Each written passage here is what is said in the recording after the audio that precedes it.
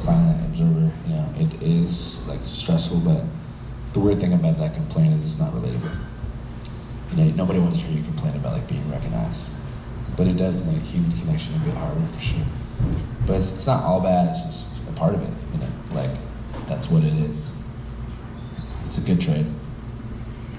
What was the interview? Did you ever have an interview where you were just like praying for it to end? Just like, and you were just like squirming in your shoes? I interviewed an indie musician named Ariel Pink in my RV podcast like a year and a half ago. I wanted it to end so bad. You know the rapper Earl Sweatshirt? He was like in the RV like helping man the camera during the podcast. I guess he was getting super offended, so like while we were talking, he was like putting his like fist, I'm about to beat this fool's ass. So I had to like calm down while like trying to like maintain a steady line of conversation with this dude. I wanted that to end, and I cut it off at like 40 minutes, so yeah. Crazy. Okay. So someone was screaming it for like half the show. Anyone know? Thomas. Thomas? Yeah. Tank Andy. You know who Thomas did? Fuck yeah. In the back of the room. Me? Yeah. Oh, yeah, bet.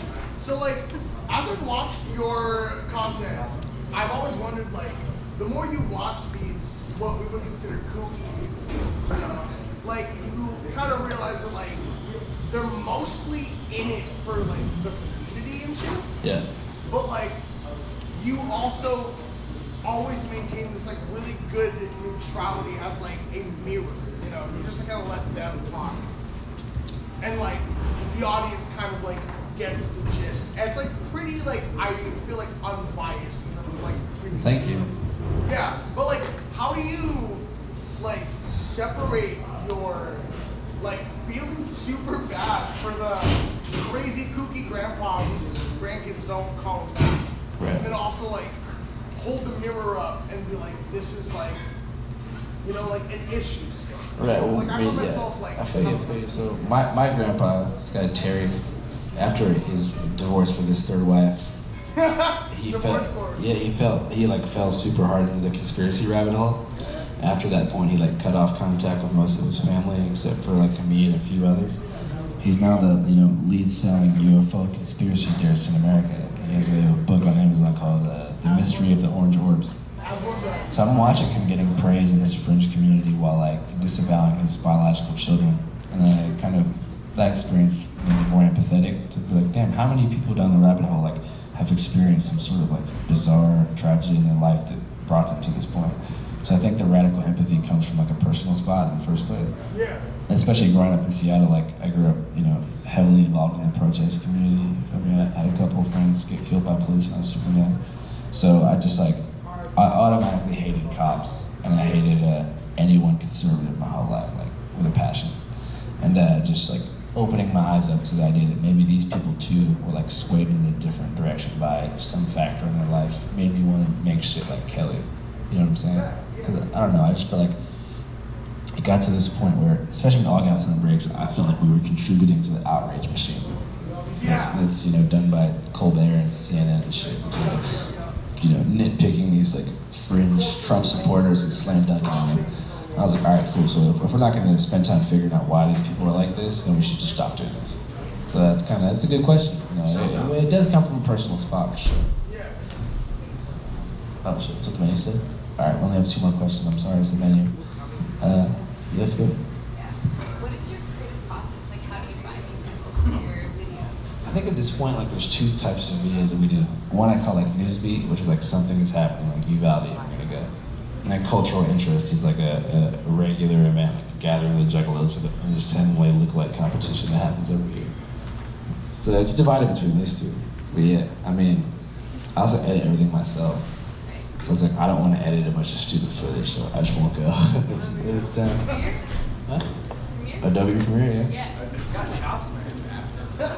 Thanks, I appreciate it, man. If you could predict the cultural landscape of the States in 10 years from now, what do you think it would look like? I think that we're heading to a position of like super like mass laziness. You know what I mean by that? Like a lot of people, like, What does that mean? it basically means just like passive division. I feel like most Americans are like super satisfied with their like standard of living consumer habits. During 2020, the news sold us this idea that we're heading toward like a civil war, you know, so Yeah. Antifa versus Q, basically. Like, didn't happen, you know, even during the Capitol, you know, they didn't have guns in there. So it's like we got really close to the sun. I think most Americans realize they just prefer to order, you know, Little Caesars and watch Tiger King. So like more of a dishevelment than like a civil war. Just a mass apathy of just like disengagement. And that, to me, that's a little bit scarier. But a small group of people are going to get rich from the division. I'm not talking about Jews or anything. The media cartels that control Vice and Jimmy Kimmel and Fox, it's all the same people. Yeah. It literally is the same people that control it. Yeah. Like actually, Time Warner, Viacom, they actually own opposing news cycles. So So I guess like this. They got rid of the like non-media monopoly. yeah, it's not gonna be as glamorous, but it's more dark. Yeah. Yeah, this is definitely late stage. Right. Right.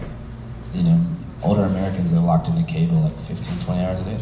I mean, especially retirement age. So it's like they're consuming propaganda from news, you know, mainstream media stations like 24/7. We're not. I mean, we are to a degree, but like, you know, like most of you guys, if you're here now, you probably seek out other types of reporting. Got time for one more? Ian? Or- I have to think really hard on this question. So I think you have a specific perspective because you've seen basically everyone across the country, across like the political spectrum. Yeah. You've been with Trump supporters, you've been with anti-fascists. I know we're talking like somewhat politically. I don't want to get your sense of like what's been going on in the media or whatnot. Like, where do you think like the country is? It's almost over. It's almost over. Yeah. Where do you think it's going? Like I was kind of saying, like I don't think that America's going to disband. I just think just like mass paranoia, mass division. Kind of like how it is now. I mean, think about Washington. Think about like, you know, back in the days, like Seattle was the industrial hub for like agricultural state. Now it's a culture war between like, you know, the streets of Capitol Hill and like the farms of Chehalis. Like it's all different. So if you say the United States is, like, I'm just trying to understand more. Like, if you say the country is still going to be around, but it's going to be over, what's actually over? Unity, like possibility for like social change. I don't know. I mean, I can't predict the future. I'm not a politician.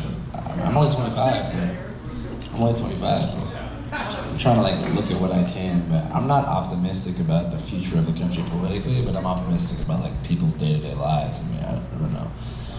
I don't think the media even has power to create a civil war. As much as they try for ad revenue, it's not possible. I mean, I hope I'm right. But if I'm wrong, I'll be there.